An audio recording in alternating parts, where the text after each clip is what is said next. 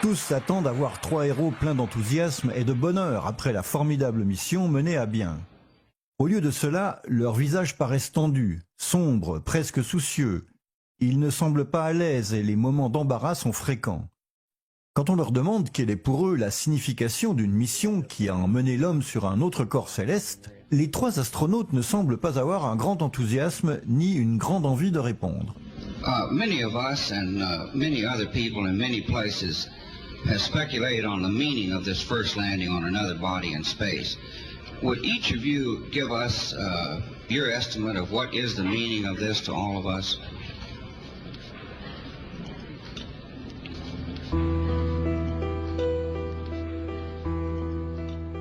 Et quand Armstrong décrit leur aventure comme le début d'une nouvelle ère, il ressemble davantage à quelqu'un obligé de réciter un texte qu'à une personne convaincue de ce qu'elle dit. The entire program, it's a beginning of a new age.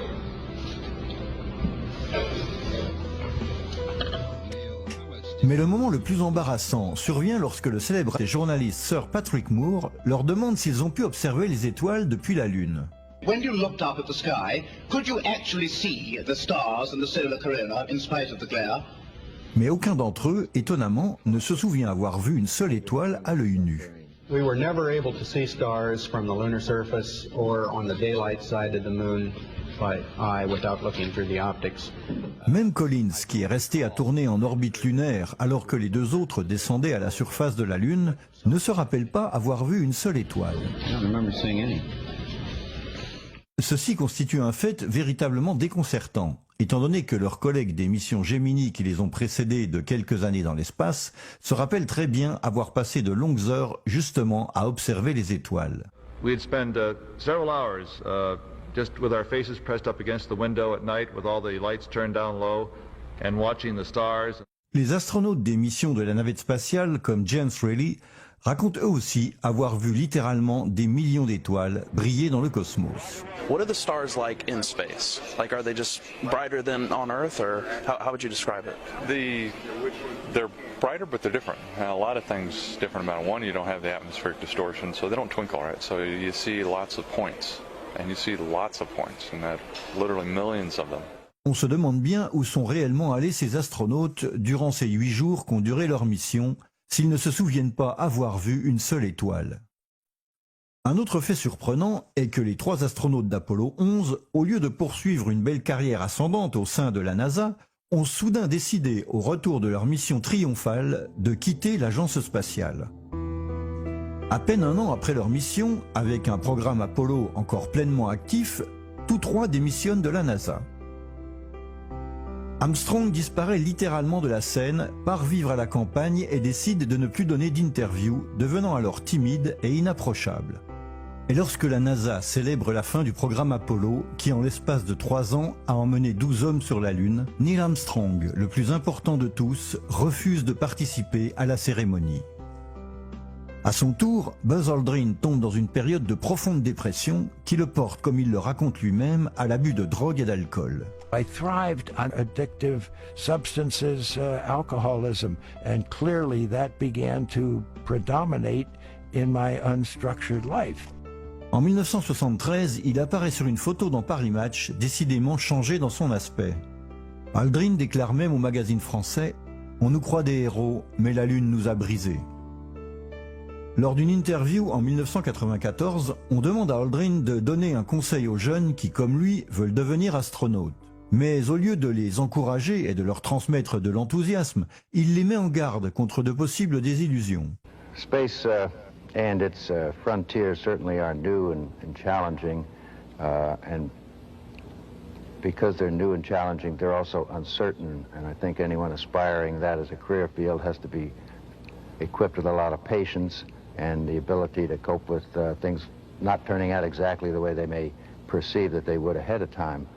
Pourquoi un homme qui a mené à bien la plus importante mission de l'histoire humaine, plutôt que d'encourager ces jeunes, les met-il en garde contre les désillusions et les échecs? Ladies and gentlemen, Neil Armstrong. Armstrong lui aussi réapparaît de temps en temps en public, mais ce n'est certainement pas pour chanter les louanges de la NASA. Lors d'une cérémonie en présence de Bill Clinton en 1994, Armstrong prononce une phrase ambiguë et mystérieuse. Tandis qu'il parle à un groupe d'étudiants, il fait allusion à certains voiles qui protègent la vérité et que les jeunes devront lever pour aller de l'avant. We leave you much that is undone. There are great ideas undiscovered, breakthroughs available to those who can remove one of truth's protective layers. Par la suite, Armstrong fera de nouveau parler de lui lorsqu'il refusera de participer aux célébrations du 40e anniversaire des missions Apollo. En 2004, le réalisateur Bart Sibrel tourna un documentaire intitulé « Astronaut Gone Wild », dans lequel il interviewe les astronautes des missions Apollo et leur demande de jurer sur la Bible qu'ils ont vraiment marché sur la Lune. Il faut se rappeler qu'aux USA, le fait de témoigner en jurant sur la Bible filmée par une caméra peut être utilisé devant un tribunal contre la personne qui a juré, et en Amérique, le parjure peut être puni de prison. Nous ne savons pas si c'est pour cette raison, mais il est curieux de voir que lorsqu'il s'aperçoit soudain de la présence de la caméra de Sibrel, Armstrong refuse de jurer sur la Bible. Wanted to give you the opportunity to swear on the Bible that you walked on the moon. Will you put your left hand on the Bible and swear to God that you walked on the moon? Gentlemen. Mr. Sibrel. Yes? If you really walked on the moon, why would you not do that? So why don't you just put the... Même quand Sibrel lui offre 5 000 $ comptant à donner à une œuvre de bienfaisance, Armstrong refuse de jurer. You have $5,000 cash. You can give it to charity if you swear on the Bible that you walked on the moon. I have a tape. It'd be fine. Why don't you swear to... Why not? Why won't you do it? Aldrin aussi refuse de jurer sur la Bible. Why don't you swear on the Bible that you walked on the moon? Why don't you swear on the Bible that you walked on the moon? Why don't you swear on the Bible that you walked... Sibrel continue d'insister et en arrive même à l'insulter, tant et si bien qu'Aldrin lui décoche un coup de poing au visage. Mais finalement, Buzz Aldrin, tout comme Armstrong, a refusé de jurer. Michael Collins, lui aussi, le troisième astronaute d'Apollo 11, refuse de jurer et s'enfuit même devant Sibrel comme s'il était le diable en personne. Asking you to swear on the Bible that you orbited the moon. Would you please go away? Well, if you really orbited the moon, why won't you swear in the Bible that you did so? I just don't understand why if you orbited the moon, you wouldn't have a problem about swearing to the Bible on it. Sibrel n'est évidemment pas un personnage qui se présente de manière amicale. Mais si l'un d'eux est effectivement allé sur la Lune, alors pourquoi ne pas jurer ?